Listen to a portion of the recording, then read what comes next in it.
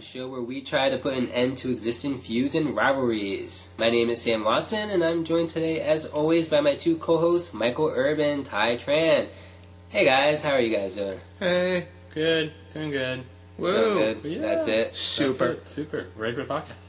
Wow, you can already tell we're an energetic bunch of hosts. Very. We are. We're enthused. Thanks, guys.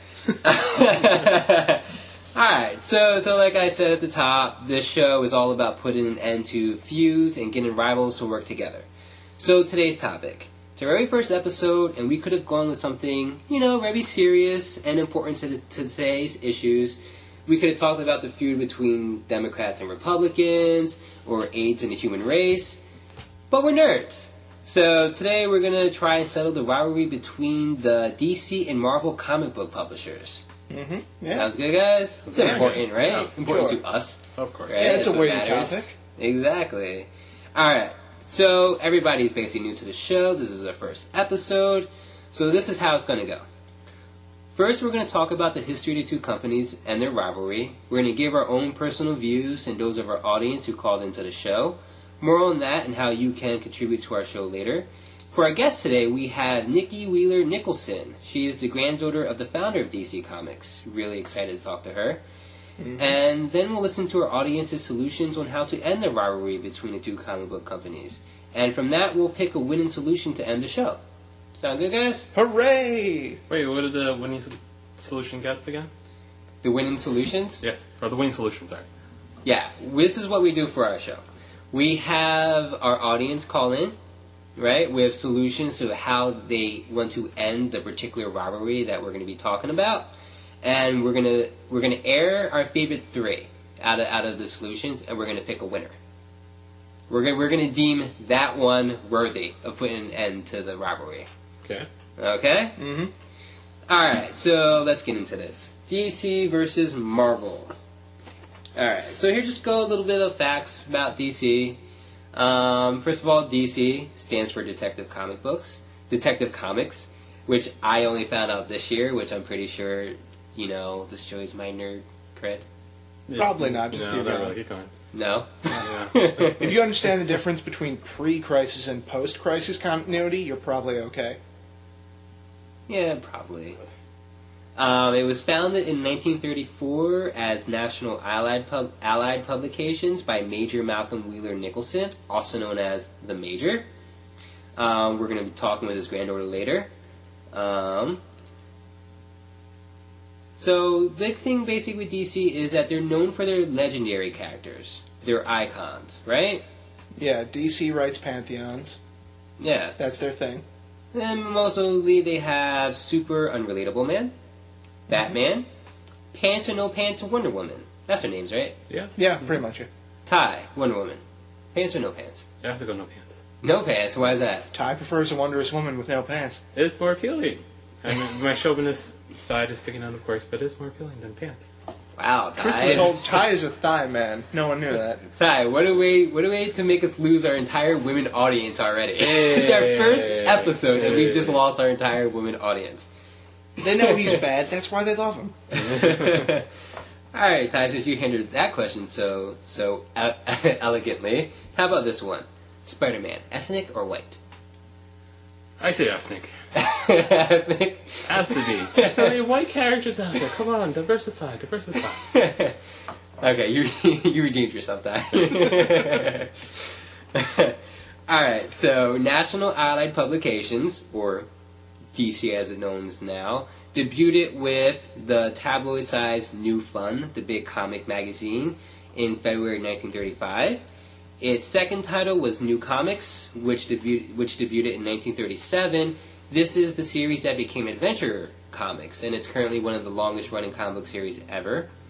The fourth title was Action Comics, and this is when they introduced Superman in 1938. Mm-hmm. Yeah. And a quick tidbit on that, something that doesn't sit very well for me. In February 2010, last year, a copy of Action Comics number 1 sold at an auction for $1 million. Now, Mike, you graduated from college about a year ago. I did about 2 years ago. How does this make you feel? that some nerd out there had $1 million just laying around to buy a comic book. I'm sorely pissed. Yeah. Honestly, I wish I developed whatever software application he sold when he was 13. Yeah, which he must have. I mean, come on. Yeah. He's probably the guy who invented the star rating system on iTunes. Yeah. I mean, if we had $1 million to buy a comic book... Surely I'd invest it in some flimsy pamphlet from the 30s. Yeah. I wouldn't go for gold or real estate. No. But you know what? It's okay. I think we've made it. We have our own podcast. We're on the internet. We've made it, right? Awkward silence. No. We can't even afford the crickets for that. Just trying to make Tumbleweed as I myself fall feel in the wind better. there. Yeah. We can't afford the audio track to put in crickets over that. Oh, maybe the Foley budget will be bigger next time. I'm sad. Alright, well, long story short, fast forward to today, and basically, like I said, DC is probably the most unnaturalistic universe out of the two universes. Their characters are legends, they're icons, they have godlike problems and godlike powers. But and currently, DC is also in the midst of another overhaul of all of its characters. It's another thing that they like to do. We'll get into more of that later, but basically, this is a universe of crisis.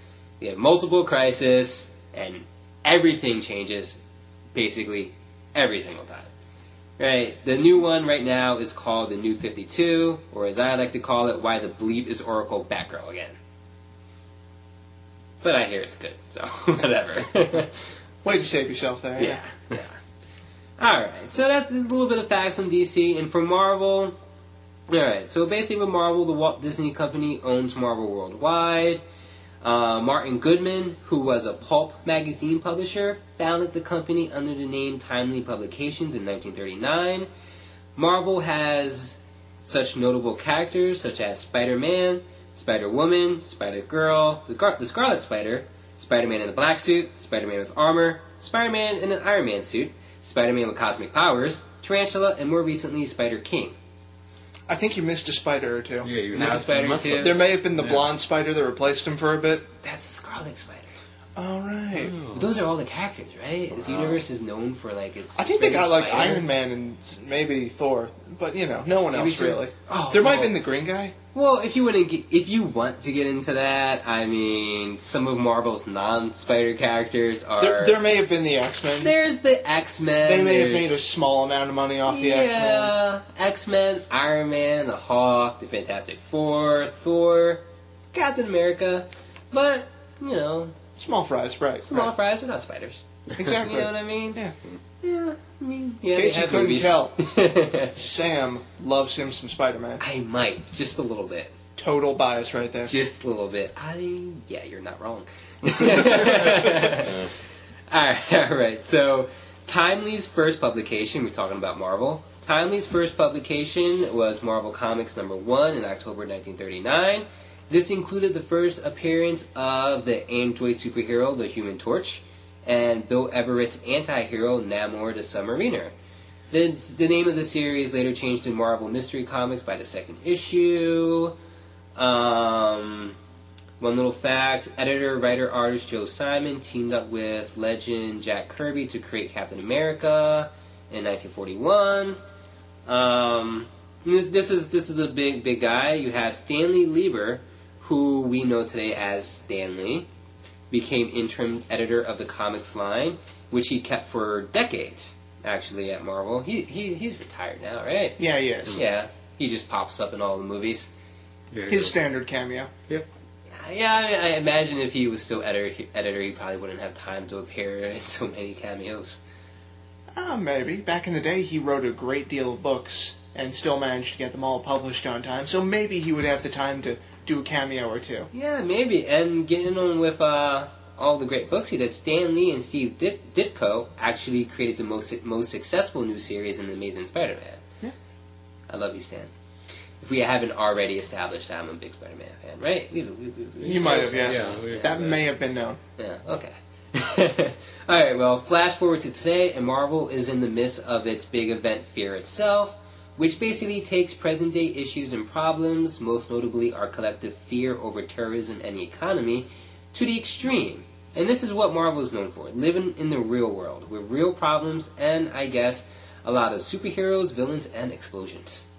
Yeah, all their people are very down to earth. They have issues and problems to deal with that most people would actually have to deal with, as opposed to, you know, oh no, Rhino stampeded through my house. He found out my secret identity. It's all that plus I visit and I have to take Mary Jane to the prom. Yeah. Yeah. I remember in 2006... That exact issue. Yeah, exact issue. In 2006, they had the event Civil War. Basically, it's set up for the audience. It's a civil war between the superheroes. They all follow each other over some piece of legislation in Congress, right? The Superhuman Act. And at one point, you have Iron Man and Miss Marvel complaining about their jobs. Yeah. You know what I mean? Like, so Marvel really takes this whole, like, real-world thing to the extreme, but just has superheroes in it. And Michael Bay-esque explosions. Tons of them. Yeah, at least right now. While DC goes for the esoteric, weird universe crisis things, where all of a sudden every background is multiple Earths being crashed together by giant hands of something. It could happen. Yeah, why not? Yeah. Go entirely Western Earth, and the Earth where the Nazis won are going to be thrown together by some cosmic entity. Yeah. To create an Earth of cowboys where the Nazis won. Yeah, that was last year, right? Yeah, totally. That was last year. There was a brief period of October where we all lived that. Yeah. That's what makes DC so natural. That's what I've been saying, right? Yeah, absolutely. I thought so. All right, Nazi cowboys, yeah. Exactly. Oh, Cowboys versus aliens. What would you say, Nazi cowboys? Yeah. Cowboys versus Nazis. I'd watch that. I would totally watch that. Anything versus Nazis. But I digress. The instant sell. Exactly.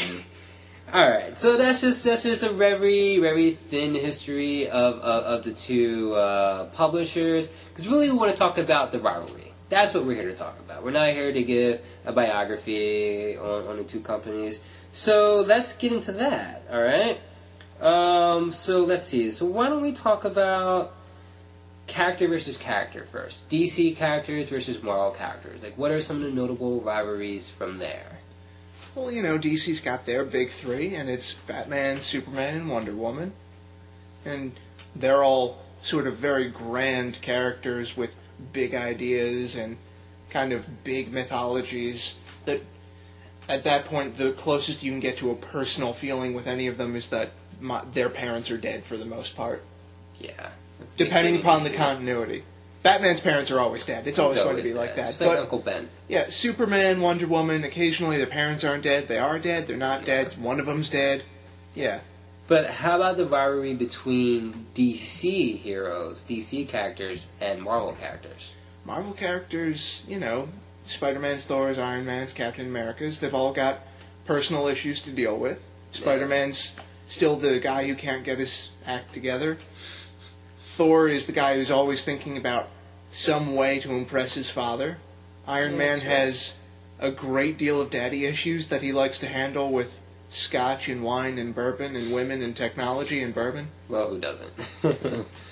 Do they have any rivalries between each other, the DC characters and the Marvel characters, across the two universes? I think we can all agree they're all of them kind of borrow from each other. They do. They do. I would definitely say that. Yeah, it's, you know, Batman has been copied a billion times over with Daredevil, with Moon Knight, whatever. Yeah.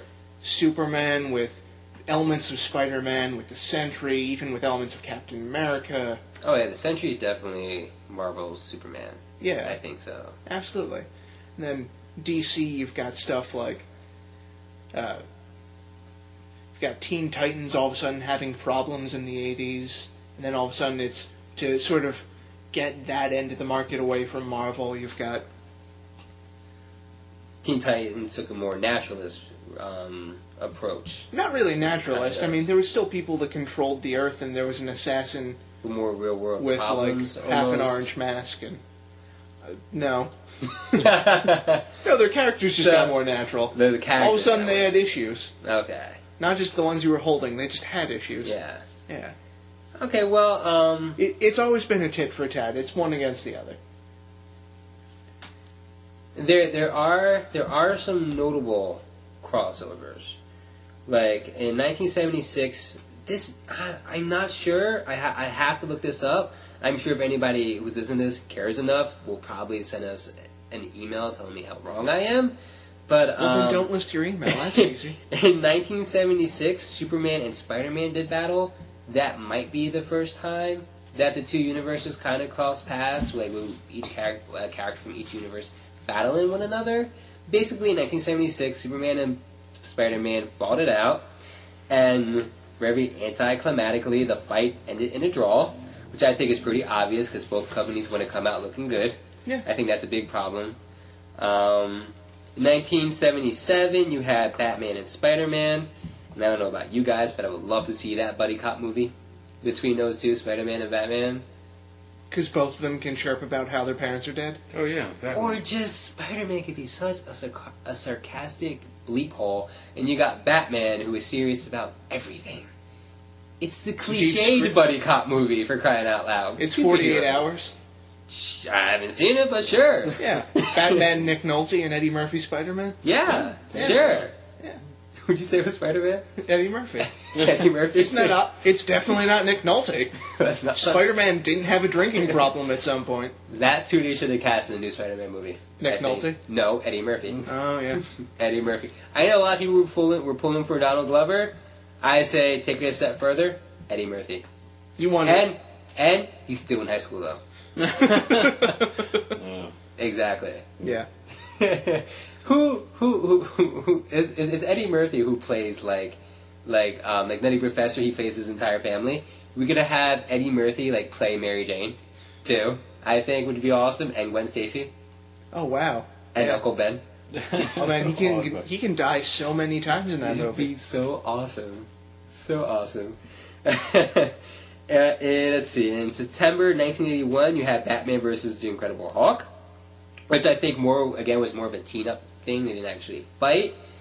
And in 1995, you had Galactus versus Darkseid, which, quite honestly, I didn't know about, but I kind of want to buy because it's Galactus versus Darkseid. Two of the best Kirby creations. Yeah, Galactus basically, from what I hear, Galactus comes across Apocalypse, Darkseid's home world, and he wants to eat Apocalypse. Because Galactus eats planets. Yeah, exactly. In case you couldn't tell from that second Fantastic Four movie, he's not in a storm cloud, he just eats planets. Exactly. For people who may not be familiar, Galactus is this humongous dude. In purple basically, armor. right? Dude in purple armor. Yeah, and he eats planets, and that's the entire gist of it. He has a thirst for planet Eden that can't be sated.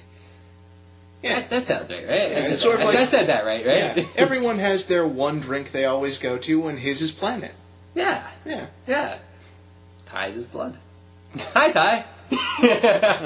Just trying to bring you into the conversation again. I always Ty. thought Ty was a Scotchman. He likes it neat. Ty does like it neat. I've seen him hit people when he hasn't gotten his neat. Ty likes his planets neat. Like, ugh. You don't like it neat. Never mind. See, okay, so this is one thing we can talk about real quick. The rivalries between characters. Not characters within the universes, but characters across the universe. DC versus Marvel. What do you guys think? I feel like in the majority of these comics, the two heroes from different universes usually end up working together instead of fighting. To me, it makes sense. It's good for business, because each company wants to come out a winner. Each company wants to look good. Like with Spider-Man versus Superman, it was a draw. Each came out looking good. But what do you guys think? I mean, is it better for sales to see the DC and Marvel heroes working together or battling it out for a victory? I think at this point, anyone who reads comics regularly knows how that story already goes. They know every beat. There's going to be that initial fight because they don't know each other. Then they're going to team up against whatever the threat is and win. And good for sales. I guess it would only work if they did something like the Marvel vs. DC series from the 90s, where fans voted on who would win in each outcome. Yeah. Yeah. And what did they have? DC and Marvel did have a huge crossover, right? What was the line of that series called? Amalgam. Yeah. Where they, for I guess the better part of a year or two, combined all their characters and all their publishing power into just one line. What was that word again? Amalgam? Yeah, just to let the audience in on my process, okay? I'm basically going to have Mike say all the words I can't pronounce. Just to pull back the curtain a little bit. And that's one of the words I cannot say. So thank you, Mike. I don't even know if I said it right. I would just say you did. Okay, whatever. But yeah, that was the time where both companies deemed it truly profitable to them because it was the 90s and the bubble burst and they realized they couldn't survive off of foil variant covers alone. And they just kind of combined their publishing powers and all their editorial power and talent into one giant line. There was a big crossover between both. And characters were combined and all this. You had Batman and Wolverine being one character and Darkclaw. Superman and Captain America being another. You had Lobo the Duck instead of Howard the Duck and Lobo. I think that should be a movie. Oh, absolutely, yeah. Now, I mean, the heroes at one point, they did battle each other, right? An amalgam? Yeah. Yeah, they did. They did at one point. They regularly battled each other and villains like it was any other year of publishing in comics. Yeah. They even had their own big crisis as well. Yeah. Because they ended up popping into each other's universes, so we ended up kind of battling it out, then they, like, combined, right? And then they ended up... And again, I feel like that's another instance where everything kind of ended in a draw, because basically, at the end of the day, you had the two, like, gods of the universes, basically, fighting each other, the brothers. And that's what caused the two universes to unite. And basically, you finally had the brothers come to some sort of understanding. Yeah. You know, so both companies win, basically, both universes win, and they split again. Yeah. And everything. That's a common thing in comic books. That even happened in the Avengers Justice League miniseries from only a few years ago. The one Kurt Busiek wrote and George Perez drew. There were absolute winners and losers in fights. Like, I think Superman finally beat Thor, but Batman and Captain America came to an understanding. It was one of those kind of deals. Every character was just, that we're either going to knock you out or we're going to come to an understanding and work together. Yeah. Of course. Alright, so let's move on to talking about, on the business end, company versus company. DC business versus the Marvel business. Now, this isn't exactly a feud. It's just business. It's business. It's a rivalry. I mean, there's definitely a rivalry there, you know, but it's a rivalry born out of business. Okay. Mm-hmm. So let's talk a little bit about that. Actually, let's hit on very quickly about artists and writers, because a lot of the comic book artists and a lot of the comic book writers, like, they jump back and forth between the two companies, right? 2 or even 3 or 4 once you get outside the big 2. Yeah, well, that's a freelancer's life. You take the work where you can. But if a particular artist or writer gets really big, companies now will try to sign them to an exclusive agreement. Like, if you really love Grant Morrison, you're not going to be able to read him anywhere else for a few years except DC. If you really love Warren Ellis, it's going to be Marvel for a few years. And if you really love Mark Miller, you're going to have to wait for him to finish Kick-Ass 2 at Marvel. And then it'll be done. Yeah. Yeah.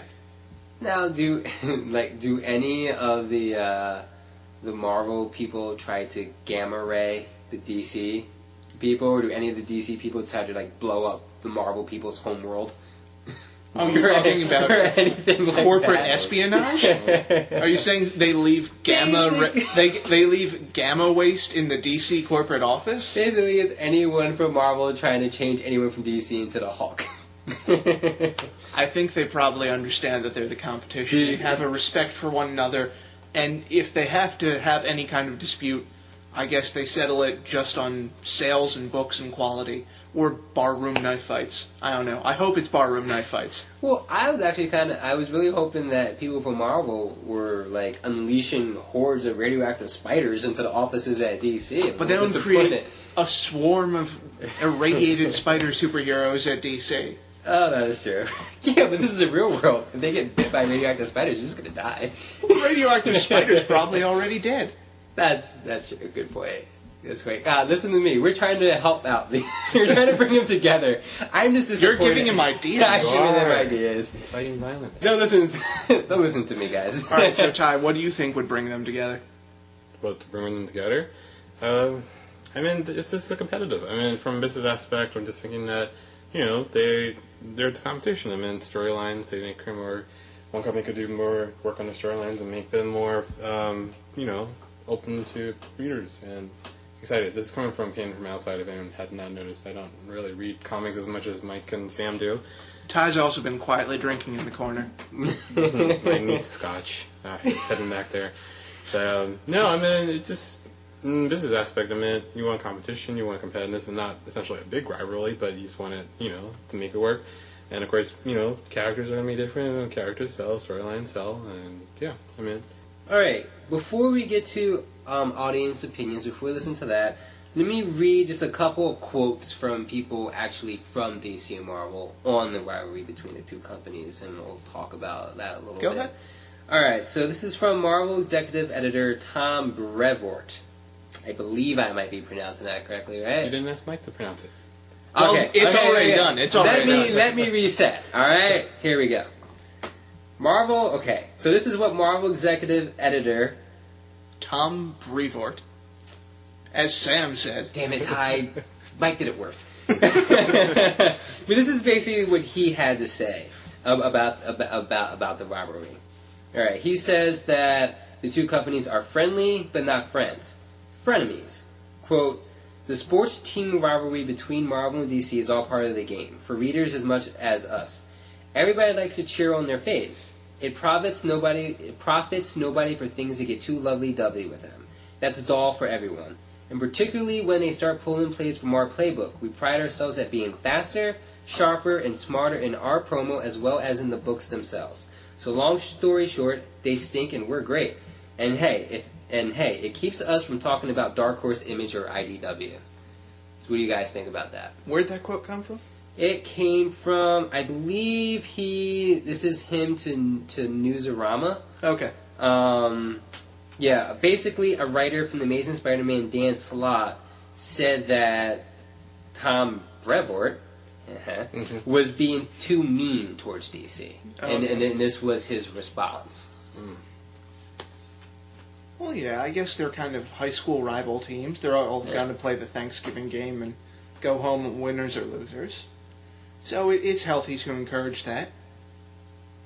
I mean, they're just having, whoever gets the good idea first, and if he gets the good idea first and brings it to people and people enjoy it. I mean, even in any competition, like if someone gets a good idea, whoever gets it out there first usually, wins. I guess you want to put it that way, wins the score, wins the point, wins the game. DC put out Vertigo first, and then Marvel tried to copy that with their Max line, and Vertigo more than you know the Max line, because you know Sandman and Hellblazer, Vertigo's other stuff like anything Brian Wood wrote, like DMZ or Northlanders. Yeah. Maybe The Unwritten or Preacher, my favorite. And at Marvel Max, you probably know Punisher Max, and that's about it. Yeah, I mean, there's definitely a big one-upmanship that goes on, which I guess in anything, like baseball. One team adds a big starting pitcher, free agent. Another team's going to go out and probably add a really good pitcher. And other team's the Cubs. Yeah, other team's the Cubs. Don't talk to me about the Cubs. I'm sorry, not a Cubs fan. Phillies. But yeah, and Tom Brevoort goes on to actually make a pretty interesting point, I think. He goes on again to tell Newsarama.com, quote, "Marvel is actually better off when DC is strong sales-wise and creatively. So success for DC helps everybody because it makes the infrastructure of our marketplace stronger. It brings more dollars into the market and more eyeballs into the stores, and I have absolutely no qualms or fears. I welcome the chance to battle it out with the competition on the rags." So it kind of makes sense. I mean, that's basically what he's saying, that if DC has some great new comic book out and everybody goes in to buy it, they're going to be looking at Marvel's too. They'll be looking at Marvel stuff too. An X-Men might catch their eye if that person's in there to buy a Justice League, and they might go buy the X-Men too.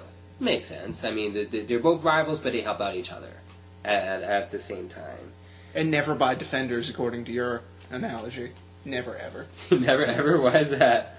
Oh, they only go for X-Men and Justice League. They didn't go for Defenders. They didn't go for Doom Patrol. I'm sorry, Mike. I hate you. Hey, I'm the one who didn't even know that DC stood for Detective Comics. What do you expect from me? You're the worst. What do you expect from me? Read from your pre-printed research pages. Ty, I want to talk to you now. Okay. No, I don't. Oh. Sorry, Ty. Ty crawls back into his bottle. I just want to read one more quote. Okay, and then we'll move on. All right, and I believe this is from Tom. Okay, but don't quote me on that. Because it's not like we're recording this. No.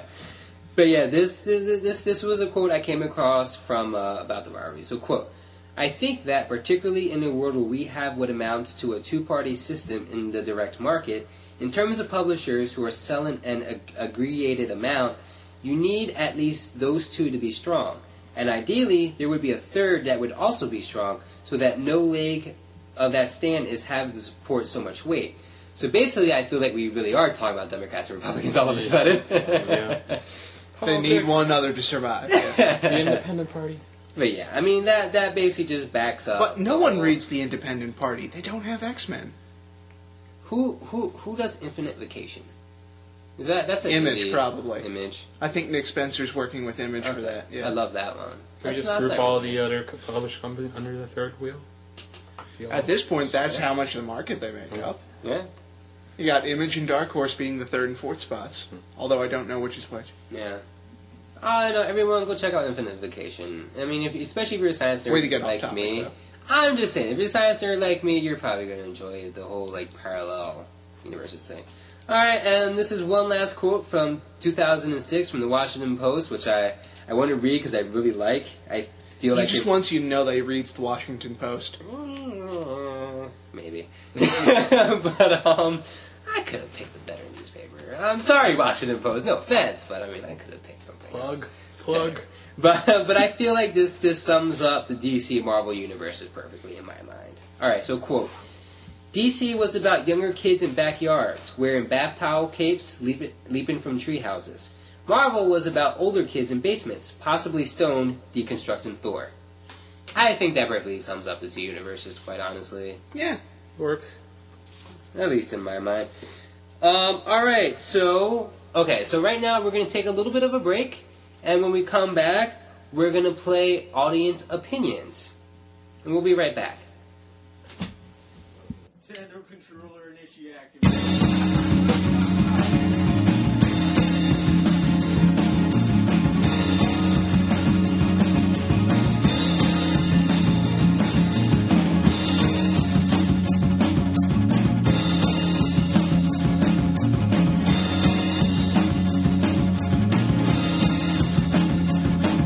Well, I really don't know, but I've been told there are so many people still nobody knows.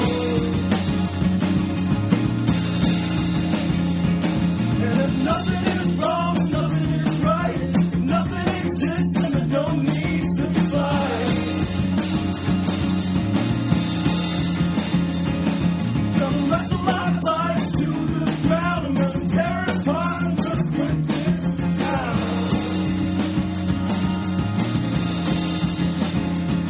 The old ball and chain will hang around me. I won't be myself, I will be set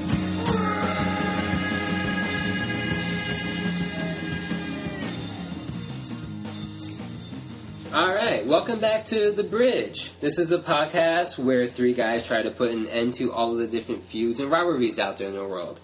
How do you think you were doing so far, guys? Terribly. Terribly? So many bridges have been burned. I am so glad I picked a very optimistic host We're inciting violence. for this podcast. You're the one who gave people ideas. They're just radioactive spiders. It's not like anyone's actually going to go do that. No, they're just going to have spider cancer. That's great. Spider cancer. This is a new cancer. Yes, cancer that develops spider-like powers. Alright, first of all, you know I'm a hypochondriac, so that was really mean of you to do. Not only am I hypochondriac, but I'm afraid You of can't spiders. pronounce anything Because either. I'm scared of it. I'm so scared of hypochondria that I'm afraid to pronounce it right.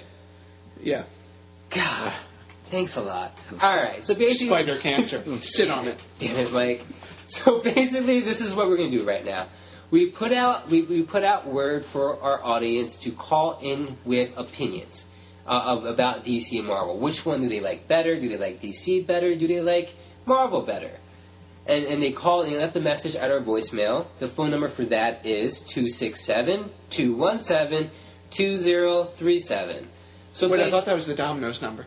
no, not the Domino's number. I'm sorry. okay. I'm sorry. Would you like some pizza right now? We're only in the middle of a podcast. I mean, we could probably just, just go get a pizza. There's a stop button there. We can pick it up anytime. We could stop it, but I think the audience is really fascinated with your Domino's comment.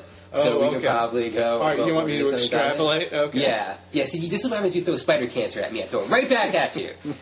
Jeez. All right. So right now we're gonna play some audience opinions and discuss those a little bit. All right. So Ty, first one. All right. My first opinion is from Kathy. All right. I prefer DC because I think of comics as a form of escapism. Marvel is too steeped in real-world issues. DC plays around more with the concepts of fantasy, which I think is better suited for telling stories about characters with superpowers. But I think if the two were to get along, maybe they should do some more crossover. All right. I mean, what do we feel? What do we think about that, Mike? She kind of hit the points we all covered, and crossovers are definitely good for business. It would help them all get along. Absolutely. And I think she hit the perfect point on why some people like DC better, because DC is more the fantasy, and it really is more of the form of escapism. I mean, right now, if you pick up a Fear Itself issue of Marvel, you're going to read about loss of jobs and loss of life, loss of home, and income. You're going to feel really bad about your own situation. Yeah, really, and you're going to be really feeling, guys. Exactly. You're going to be really worried about a Hulk rampaging, and that shouldn't be something you worry about. No, and honestly, with a 9% unemployment rate, I could see a lot of people not wanting to read Marvel right now because it brings up those issues. I mean, with superpowers. With superpowers, exactly. I'm personally a Marvel guy. I do like Marvel. But, I mean, I do like DC, but I give Marvel an edge just because, like I said, it has Spider-Man. Right? That's a sound argument, right? Because you listed every Spider character ever. Exactly. The only one you didn't list was Prowler. That's about it. Prowler! I forgot about Prowler. Thank you. The one black character at that. Oh, crap. Does that say about me? Uh-oh. Wait, I'm safe because I'm half black, right? So that excuses me. Oh, God. Ty, play the next opinion. Ty, save me. All right, our next opinion is from Amber. Hi, my name is Amber, and I'm here to answer a question about Marvel versus DC. I guess I prefer usually the DC universe, only because, I mean, who doesn't love Batman and Superman and Wonder Woman and all those other popular characters? And I don't know, I guess for me, I can identify more with their issues. They just seem more human to me, especially since Batman, even though he's a rich boy, he's still human. He doesn't have superpowers. And I just find it's a whole lot easier to follow the DC universe compared to the Marvel universe. Thank you, Amber. One comment. I kind of get the notion that she somehow listened to our podcast before we recorded it and then contradicted all of the points that we made. Well, that's the beauty of an opinion. Everyone has them. That is true. That is true. I mean, that's if you truly identify with the space alien who's got sun god powers and knows he's the last of his kind, then okay. And the Amazon, you've got a far more interesting life than I ever thought. And the Amazon who's made out of clay. Magic clay. Magic. Well, actually, I heard lasso makes you tell things. Well, I would actually feel really bad if Amber's parents were like, when she was young, they were killed in the alleyway after she came from seeing the theater. Maybe that's why she blasted them so much. She just spent the next 20 years training in martial arts and crime scene detection. Yeah. Oh, no, I apologize. But that is interesting. I mean, this does prove that this whole comic book thing, it really is subjective. Like with any art form, people are going to relate with what they relate with. People are going to like what they like at the end of the day. And in Amber's case, she does relate with the characters that I guess the general consensus is that most people don't really relate to. But yeah, I mean, good for her. All right, Ty, do we have one more? We do. Being is kind of maybe a slash opinion solution, but we'll play anyway and see. All right. Okay. I definitely prefer Marvel over DC. Only person in DC I really care for is Batman. But the easiest way for both of these companies to get to work together is really simple. All they have to do right now is make a game on 360, PS3, and Wii where it's Marvel versus DC characters. And there's so many characters from both companies. Okay, I actually think we get the gist on that one. I mean, it's pretty long. And but he makes a good point. The best way to really make a strong connection between the two companies is to have a giant, very successful multimedia property they can both hold together. Yeah, I mean, it definitely is. Which means Superman and Spider-Man are going to have a version of Monopoly out pretty soon. Yeah. And I mean, and not to give anything away, but we will actually go back to that audio file later. Spoiler. Spoiler, I know. Do you think the podcast major spoilers will No, I don't think we're that big. Damn I it. really don't. Damn it, Mike.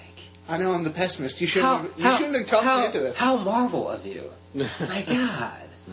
Well, fine then. Go DC it up. Give me something to hope for. Come on, man. Dance. I will not dance for you, sir. This is a podcast, not a video podcast, alright? He's dancing. I am dancing. I'm doing the jitterbug. Yeah. Alright, so, okay, very quickly, guys. What would be the benefits of the two companies working together? For me, it would be, I'm really annoyed at the major events. I feel like every year there are multiple events, because I feel like it isn't plot or story that drives the events. I feel like one company feels like it needs to go bigger than the other company, then the other company needs to go even bigger, which results in these huge events every year that feel contrived and forced. So I feel like if the two companies were to work together, actually... They'd have even more events that would be even more contrived and even more forced? I actually don't think so. I actually think so. If they're working together, you get rid of that need to one-up each other.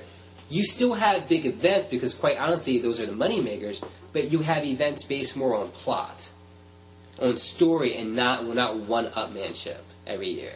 So eventually you want them to work together. Yeah. No one-up, just same story, save the world, team up.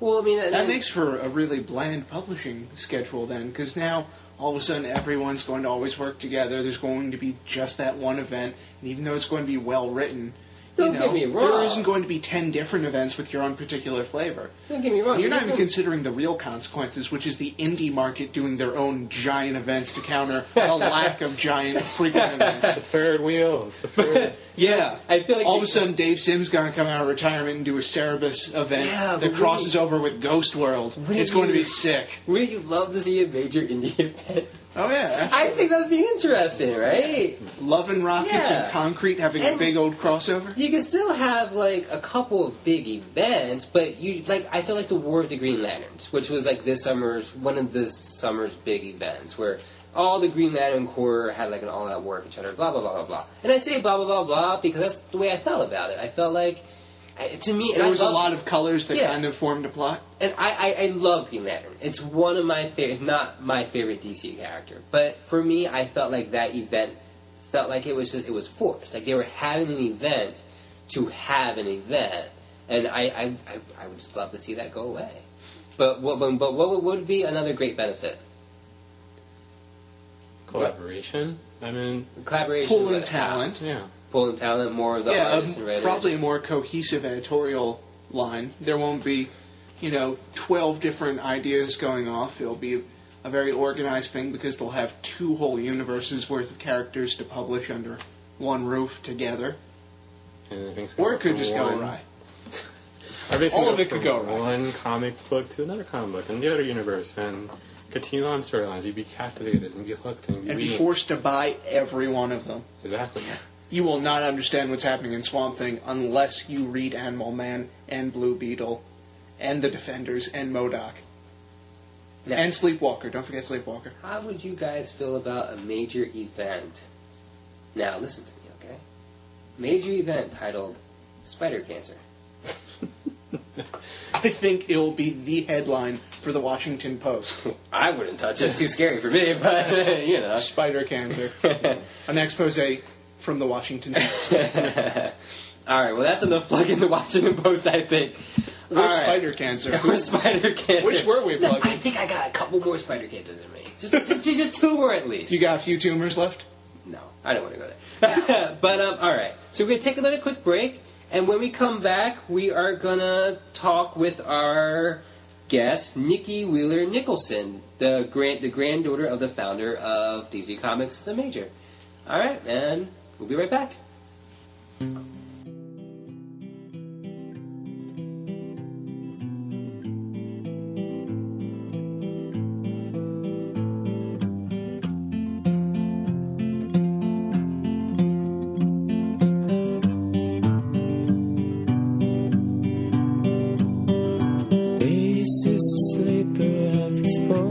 by the covers. I can see the stitch and scar where they cut you from your mother and then carried off your dream. Somewhere different every night, but still you find them in the thread. In the mornings, red-eye lines, still you see the best in others and the worst inside yourself. You play circles with your toes and take a book off the shelf. You read about the fires at the center of the earth. All right, listeners, today we have a very special guest. Today we have Nicky Wheeler-Nicholson, the granddaughter of DC Comics founder Major Malcolm Wheeler-Nicholson. Hi, Nicky. Hi. How are you today? Doing just fine, thanks. Great. So basically today on the show we're trying to end the feud between DC Comics and Marvel. Okay. This is what we do in this show. We're trying to make the world a better place. And plus we're big comic book nerds, so... Well, good. That sounds good to me. And we're very, very happy and excited to have you on the show. Could you just talk to us very quickly about your experience of being the granddaughter of the Major? Sure. I'm not the only one. There were 5 children, and I have 20 cousins, and there are quite a few granddaughters, but I am the person who was really interested in my grandfather's history. I started out being interested in his pulp fiction. He was very well known for writing adventure stories, starting in about 1926 is the earliest story that I found. And he wrote until about 1956. And he wrote all sorts of genres, westerns, medieval romances, detective stories, spies, Army, adventure stories based on his own experience in the Army. And the pulps are actually the foundation of the comic book as we know it. He brought in, when he started the first modern comic books with all original artwork and all original stories, he brought in a lot of the guys from the pulps and a lot of the illustrators, and they had pulps in the office. Paul Levitz, I think, noted this in his book, that that wonderful history book that just came out, 75 Years of DC. And Paul and I talked about this, and it's very much a known fact that the pulps were a big foundation for the comics.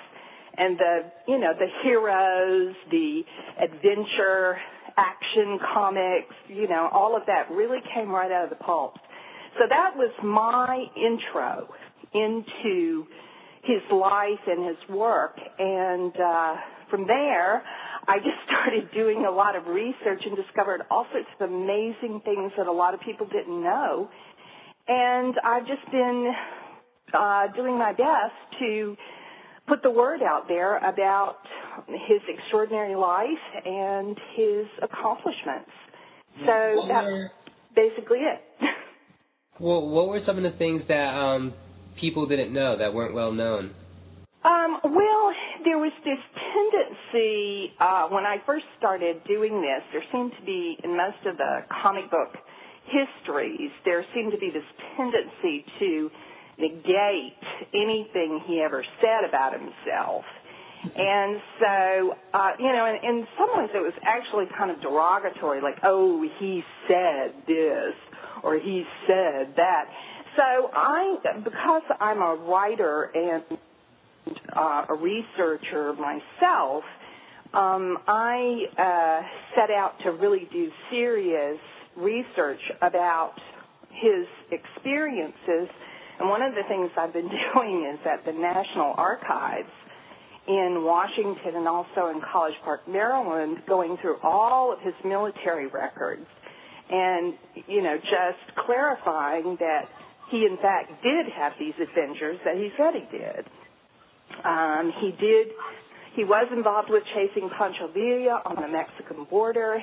He He commanded Troop K of the African American Buffalo Soldiers. He was in Siberia in military intelligence during the Bolshevik Revolution. So, I mean, he has some pretty interesting experiences himself.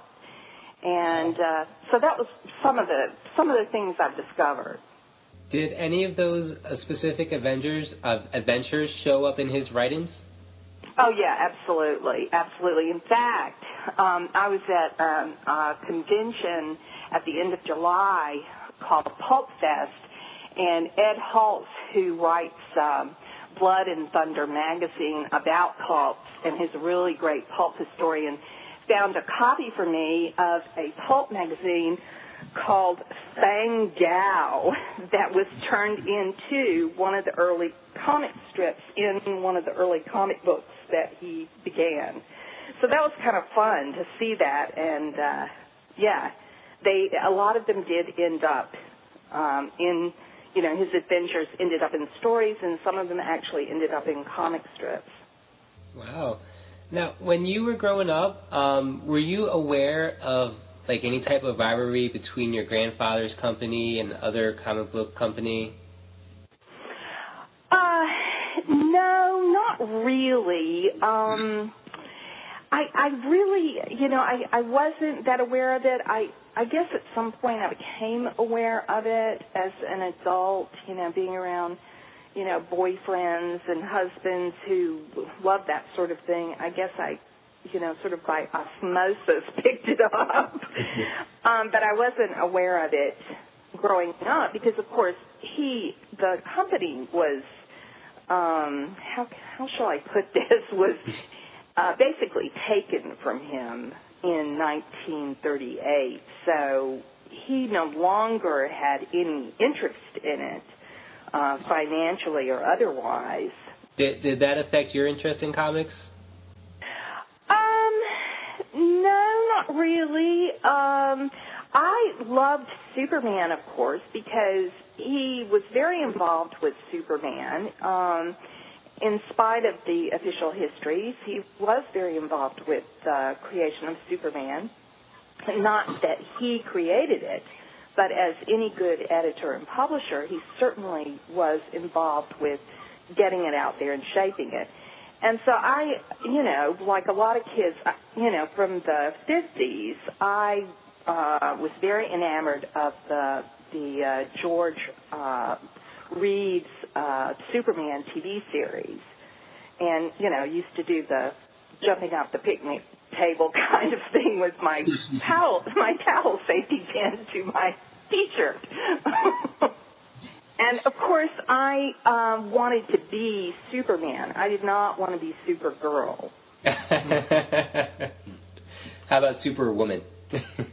No, I really wanted to be Superman. When you're a little kid, those gender things don't quite, are not quite clear in your mind. That's true. And I knew that Superman was much more important than Supergirl. And I remember telling my little boyfriend at the time, we were all about 4 or 5, I think, and I said, my grandfather created Superman. I'm going to be Superman. Of course, that's not true. He didn't. Siegel and Schuster created him, but, little kids, they get things a little confused. Well, I'm sure you always won that argument. Maybe. I'm sure you get a lot of people who just assume you're a big comic book nerd. Probably, and believe me, in the last couple of years, I have just done my best to try to cram as much information about comics as I possibly can.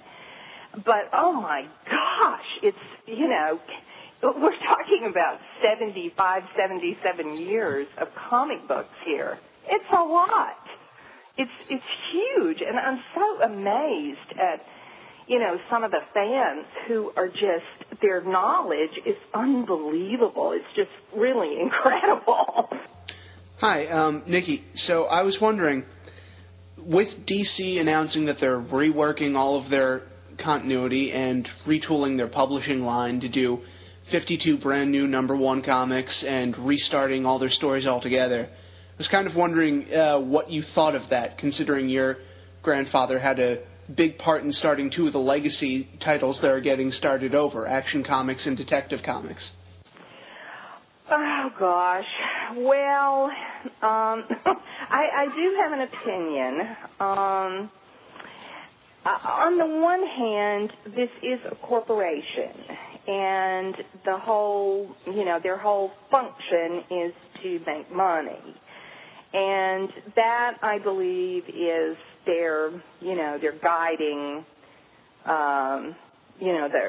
what guides them is how they feel best they can make money. And that's understandable. From a nostalgic point of view, of course, I'm sorry to, I hate that they might lose some of the aspects of the characters that I think are really important. There's been a lot of, I don't know how many of the comic book boards that you all are on, but there's been a lot of discussion about this. And there's been a lot of discussion from the point of view of, I don't know if you know about the incident that occurred at Comic-Con in San Diego. There was a young woman who was dressed as Batgirl who went to a lot of the panels, and I was not there. I didn't see this, and I'm really sorry because I wish I would have. And evidently, a lot of the panels run by DC, they were just all guys up there, and no women represented at all. And in the lineup, it's kind of light on the women. And so she just kept asking the same question over and over again, where are the women? And evidently Dan Didio got annoyed or had a bad day, or I don't know what happened to him, but he was evidently pretty rude to her. And it just started this whole sort of firestorm. And as a result of all the chatter on the Internet, they're re-looking at that and, supposedly going to address those issues. But there's also been a lot of comment about the fact that whatever happens, there need to be good characters and good stories. And, that's really, letting the money part go for a moment, that's really what draws your fans and what keeps your fans is if you've got great characters and great stories. And that's what it's all about. I totally feel that is the most important thing. And the other thing is, where do you buy comic books? Because I tried to buy a few when I first started, getting into all of this. And, when I was a kid, this is so classic. You went to the drugstore while your grandmother was fulfilling her prescription, and you hung out at the counter, and you grabbed a bunch of comic books and drank some cherry cokes, and I mean, that was the deal. And now try to find a comic book. I mean, it's ridiculous. You can't find them anywhere except in, I'm a mature woman, and, I can go into some of the worst parts of town, into some dingy store, and then they don't have the comic books I want. So, I mean, this is a real problem in this industry right now, is that you can't buy a comic book. Where's a kid going to buy a comic book? Where do you see that going in the future? There's certainly a lot of people who are doing great things with digital comics. Boy, that has just exploded in the last couple of years. In 2008, I think there was one company represented at Comic-Con that was doing digital comics, and it wasn't that big a deal. But now, of course, there are a bunch of people doing that, and that's great. But still, how are you going to attract kids? I mean, there need to be kid-friendly comics. They need to be accessible, and they need to be put forward in a way that parents are comfortable with their kids buying them. I mean, that's how my grandfather started the business, and that's how the business is going to survive as far as I'm concerned. So that's my 2 cents. But, I mean, it's great that they're doing digital stuff. I mean, I'm not against anything technologically advanced. I think that's great. That's cool, wonderful, you know, power to it. Like this podcast. So, anyway, you know, I'm all for anything that, you know, can promote good characters and good stories. Okay, so, Nikki, do you see much of a difference in how Marvel and DC operate these days, editorially, or even sort of as a business publishing system?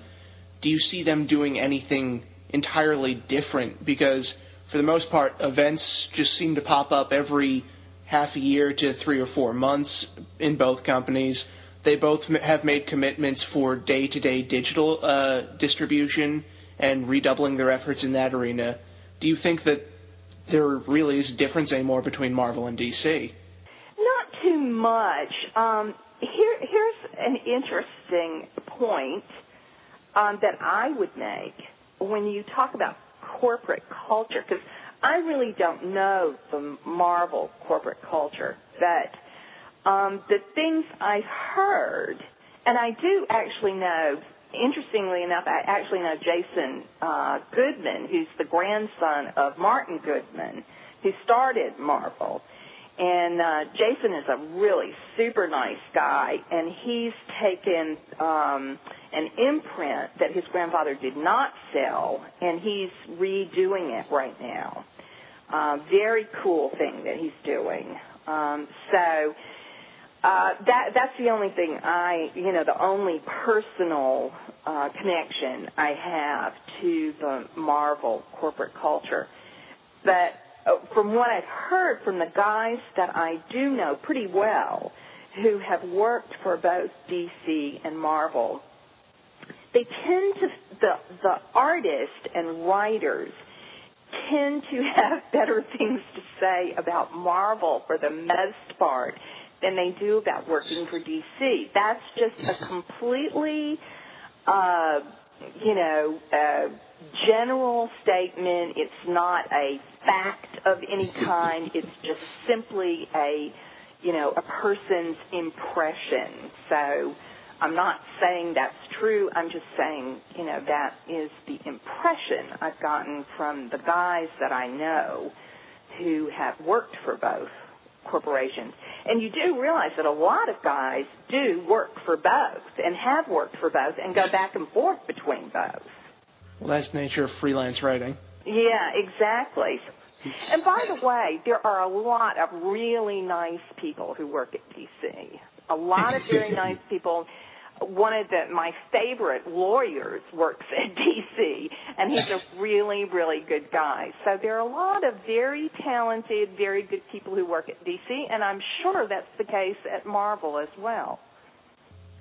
Yeah, and you mentioned conventions. Do you like going to the conventions? I'm sorry? Do you like attending conventions? Yeah, I love them. They're so much fun. I mean, it's so incredible to see all these people, dressed up in these incredible costumes. I mean, it's just amazing and very, I'm really come out of a very classic background with a master's degree in Greek classical theater and mythology, and I'm a Jane Austen kind of girl, but I love all of this. I just think it is absolutely fascinating. Have you ever gone dressed up? No. I am dressed up. I'm my own character. But I certainly love seeing, all of that. And it's also fascinating because it is popular culture, and popular culture tells us a lot about ourselves. So it's really interesting to me, and I thoroughly enjoy it. And I also am absolutely amazed at the talent that is out there, not just in the corporations, but a lot of the independent comics. I have just seen some just amazing talent, just wandering up and down the aisles with all the different people who have booths. I mean, it's really astonishing and very heartening to see that kind of talent that's still out there. So that's one of the reasons I really love going. All right, now, you've researched your grandfather's history with comics and publishing, but I was kind of curious, since you've got that background, do you think that the industry has changed much since its initial inception?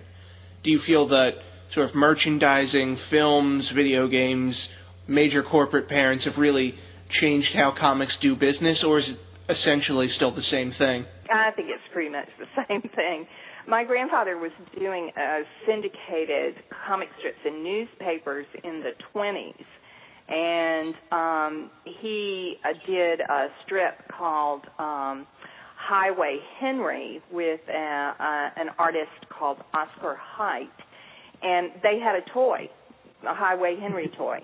And, so this has been around for, I think it's pretty much the same thing as it's always been. It just seems bigger now because there's more of it and it's more technical and, but I think it's pretty much the same. It's always been. In fact, one of my aunts told me that when they were little kids and he first put out the New Fun and More Fun, and Siegel and Schuster were drawing a strip for him called Federal Men, I think it's called. And they used to get, kids would send them a quarter for a button. And my aunt said they would go to the post office and all these letters would come in with quarters and they'd have to open them up and stick buttons, little pins, back to these kids. So, it's been going on from the very beginning. Great. Okay, so are you ready for a trivia game? Oh, gosh. Okay. It's okay. You don't have to be too afraid. Okay, so basically it's going to be three multiple choice questions. Okay. So you just have to pick the right answer. Okay. So, number one. Okay. In Marvel Comics number 1 in 1939, what other popular hero appeared alongside Namor, the Submariner? Was it A, the Human Torch, B, Captain America, or C, the Wizard? And just on a side note, I forgot to mention, these are all questions basically about Marvel. Since you're DC, We're going with Marvel. I know almost nothing, but I'm going to say Captain America. Captain America? I'm sorry, it's A, the Human Torch. Okay. He originally debuted as an android, known as Jim Hammond, and was created by writer-artist Carl Burgos. It was an android created by a scientist named Phineas Horton. He possessed the ability to surround himself with fire, control flames, and it wasn't until 1961 when Marvel passed on the Human Torch name to the now dead member of the Fantastic Four, Johnny Storm. Wow. Okay. All right. Not so bad. Yeah, not so bad. Alright, number 2. This one might be more up your alley, because it does have a DC component. Okay. What quartet superhero group did Jack Kirby create for DC before he and Stan Lee created the Fantastic Four? They, quote, explored science, fictional, and apparent paranormal occurrences and faced fantastic menaces. Was it A, Captain Carrot and his amazing zoo crew? B, the Challengers of the Unknown, or C, the Elementals? C, the Elementals.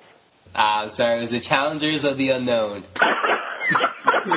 Okay, this is 0 for 0.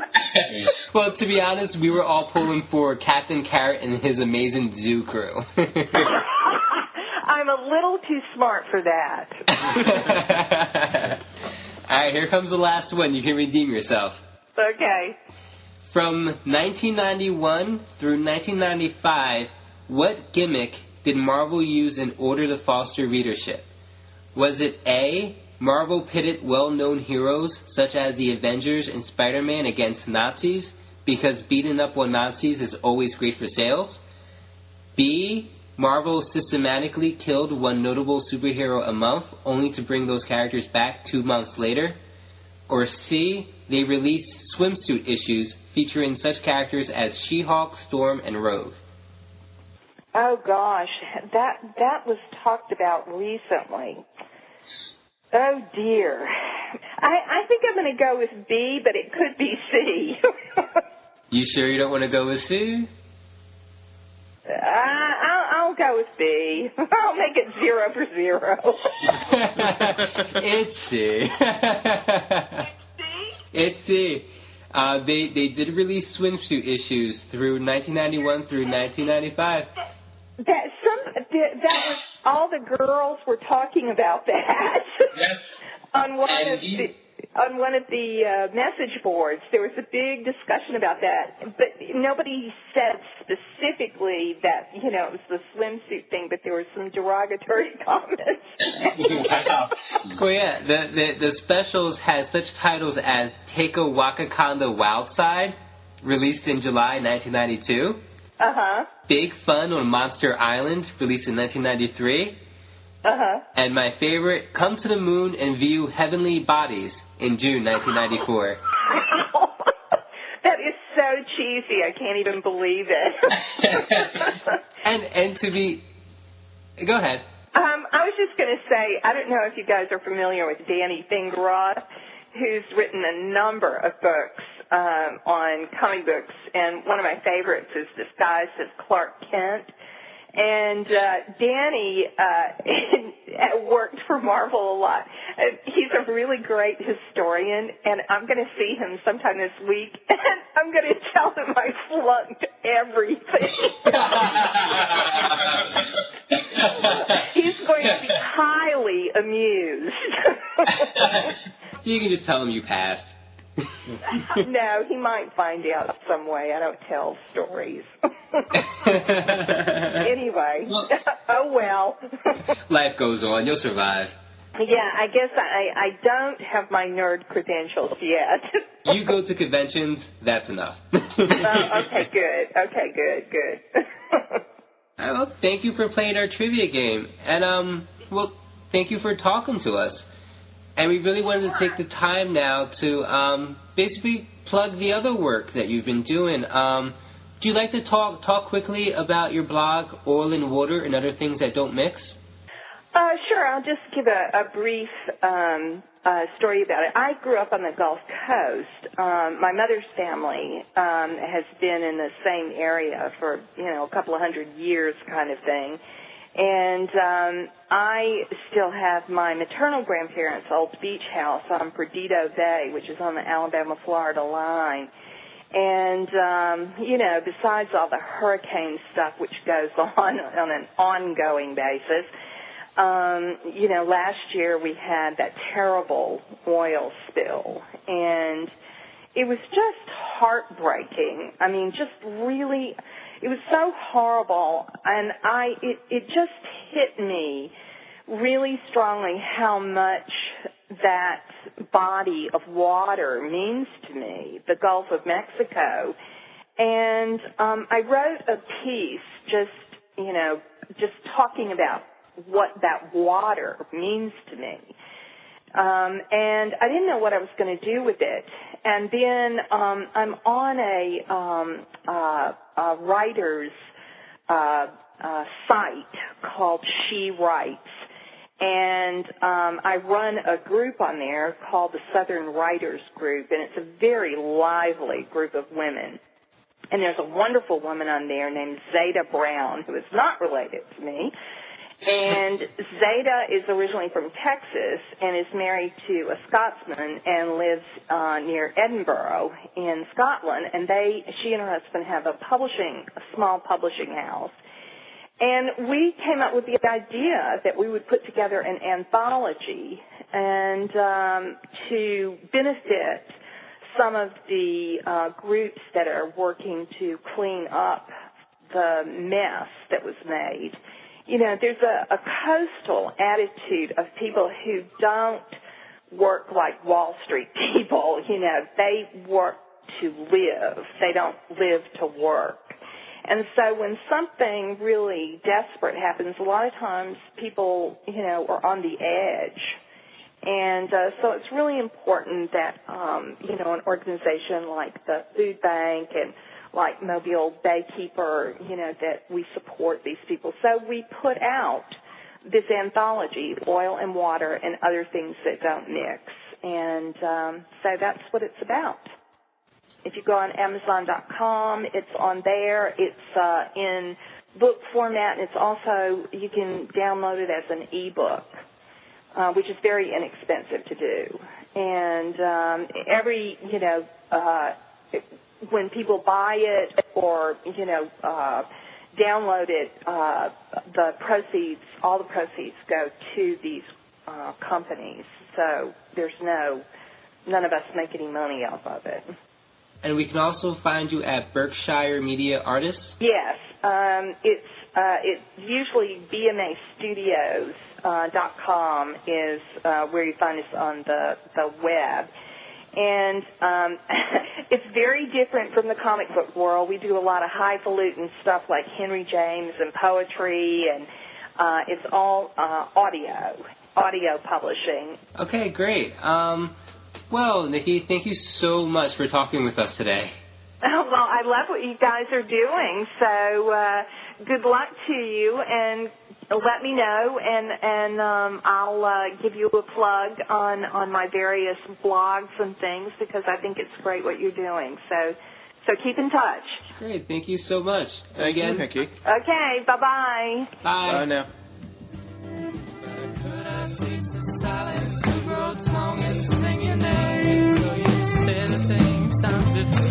More than just the same. Big circles without songs. Put a book back on the shelf. And the boundaries start to flow between the world and us ourselves.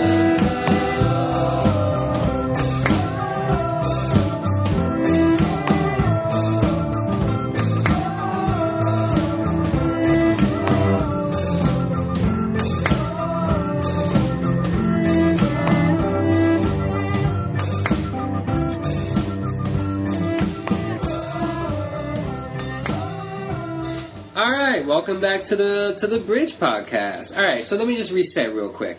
Again, if you are just joining us for the first time, this is the podcast where me, Mike, and Ty, three guys, we try to put an end to all the different feuds and rivalries out there in the world. Okay, so today we're talking about the rivalry between DC and Marvel. Alright, so let's get to audience solutions. Now, this is the part of the show where us guys get to sit back and let you, the audience, decide how to end the feuds we're tackling. We set up a voicemail for you all to call in and leave your solutions. And the number for that is 267-217-2037. That's 267-217-2037. I'm sorry, I don't believe it spells out anything. I almost brought back Spider Cancer. Call 1-800-SPIDER-CANCER. We promised it was over. No more. Till episode 5. It's not no more. It's not in remission. Alright. And so that's what we did. We listened to all the voicemails. We went through all of them. And we picked the top 3 that we liked the most. So that's what we do. We air the top 3 that we liked the most. And we pick the one that we deem worthy enough to end the feud. All right. So let's get to our first one. All right, Ty. So who came in third? All right, the third solution, third place came for Amber. Yeah. As far as them actually getting along, I don't know if that is even possible. Only because if you compare some of their superheroes from both universes, a lot of them have similar powers. So I don't know. I mean, at first I think they would have good intentions to work together, but I think eventually, competitiveness and just trying to see who has the better power, who can use the same power the best, I think that might come into play. I don't know, unless both arch enemies from both universes come together and actually, do the whole plotting to destroy the world or take over the universe type thing. I think that might be the only time that something could bring both universes together, but who knows? Thanks. Bye. All right. So why do we pick that one? For me, it's like it's nothing too groundbreaking. I think we put that in the third because she hits the go-to solution, which is always wait for the villain to do it. Always wait for the villain to do it, which inevitably leads to some sort of crossover.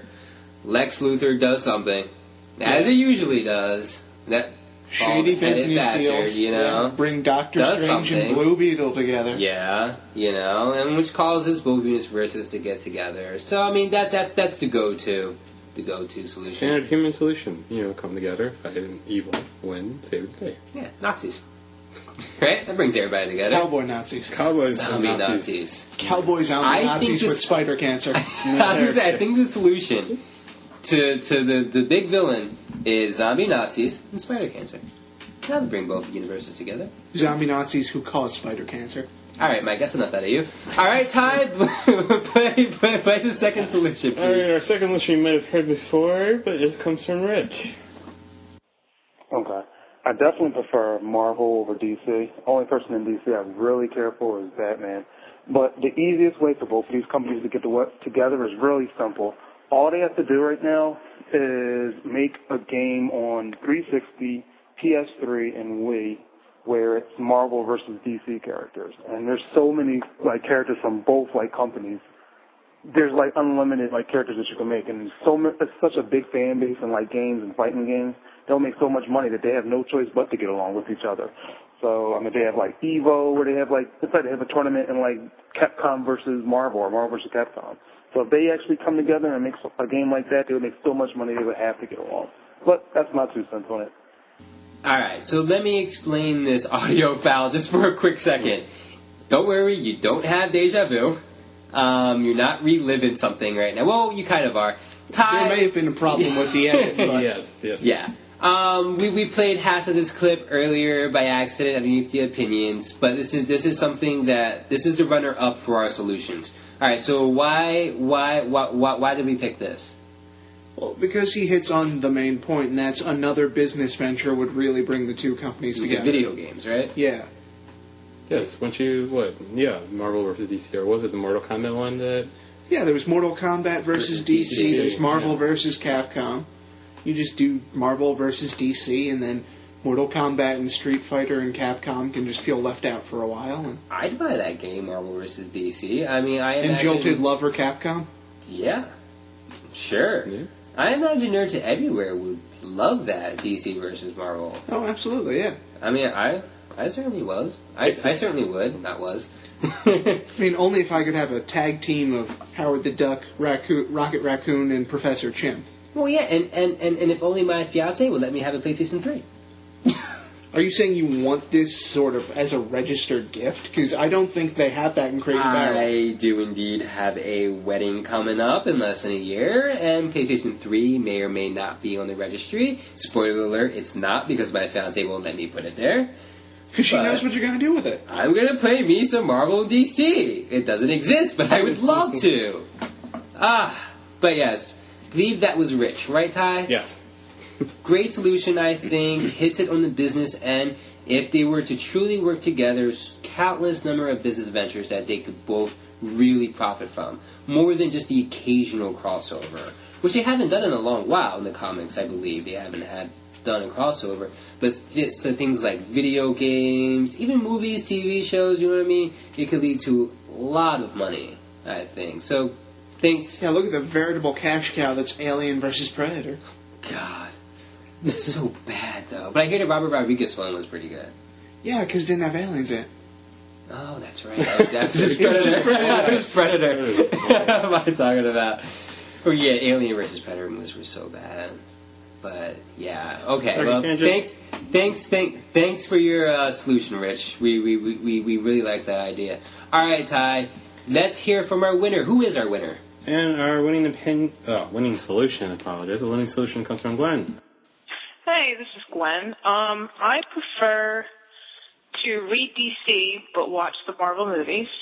And for how to get them along, well, there's these videos on YouTube called How It Should Have Ended, and they're little animations.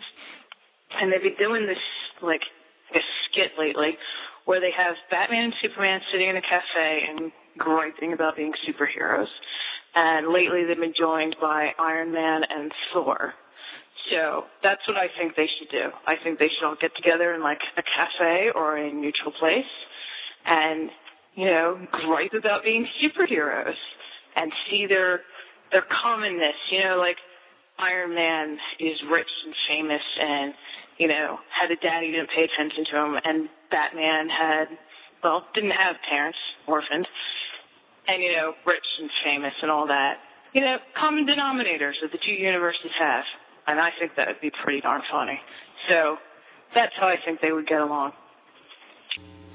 She does bring up a really good point, which is to finally have these two companies get along and end their rivalry. You just turn the entire publishing line into an endless Seinfeld sketch. Yes. They're all at the diner all the time. They never leave the diner. I like it for its ridiculousness. I want to walk by a Starbucks and see Superman sitting there and see, Spider-Man sitting there and just having a, talking about journalism and how they barely do it. Exactly, a tall latte. You know what I mean? Just grabbing about superhero stuff. You know what I mean? I had a long day at work, Green Goblin threw another one of my girlfriends off a bridge. You know? I like that. Real life issues. Yeah, really. Yeah. They're just chatting. They're just getting along at a cafe. It's ridiculous, and I like it. Yeah. You know what I mean? Definitely funny. I would watch that. That's our next sitcom. Yes. That's totally our next. Two superheroes share an apartment and get coffee together frequently. Sure. Yeah. And get starring other superheroes to come along. Oh man. So much potential material there. Yeah, I know. There's coffee and there's a room. My God, but I actually want to know if having all the superheroes in the cafes might actually alienate the out-of-work writers that frequent cafes. True, you can't pretend to work on your screenplay at Starbucks anymore because Green Lantern's going to be taking that seat. It's true. Live journaling. It's true. Yeah. I mean, Dear Diary, the universe sucks. Whose journal entry was that? Green Lantern's live journal. Was that from the movie? Yeah, probably. Would that have made the movie better? Probably, yeah. There's a lot that would have made that movie better. I haven't seen it, but I've heard some awful stuff. Maybe they could use a cameo from, like, Credible Hulk in a Starbucks. Or something like that. Hulk's working on his novel? Yes! Hawk, right. Hawk has spider cancer. Hawk know what to do.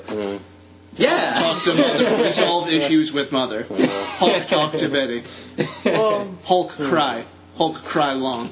Alright, so I think we played that. I think we pounded that premise into the ground. Alright, so... Alright, so congratulations, Gwen. You, in our opinion at least, you have come up with the idea to put an end to DC and Marvel's rivalry. Congratulations. Alright, and thank you for calling in. Alright, so this is the end of our show now, and basically we want to tell you where you guys can reach us. Alright?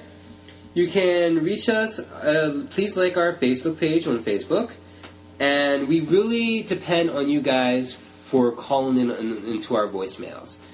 Right? We really love to be interactive with our audience. We love to hear from you guys. We love to hear all the different opinions out there. And quite honestly, we love to hear your solutions. So give us a call at our voicemail at 267-217-2037. Alright? And you can reach us by email at thebridgecast@gmail.com. That's thebridgecast@gmail.com. Alright, and if you want to participate, you might be interested in our next topic. For our next show, we're going to discuss the tension between newspapers and blogs. Alright, so that's newspapers and blogs. We're going to discuss this rivalry between digital-based media and the printing-based media, which a lot of people... The old versus the new. The old versus the new. A lot of people feel like print is dying out, internet is the new way, so we're going to discuss that rivalry and how the two mediums can work together. So please call us and leave us your opinions on which one you believe in more, the print or the digital, and most importantly, your solutions on how we can meld the digital and the print together to work together. So call us at 267-217-2037. Please, we depend on your input. Alright, so I guess thanks again for putting up with us, and thanks for listening to the Bridge Podcast. Thanks, guys. Bye!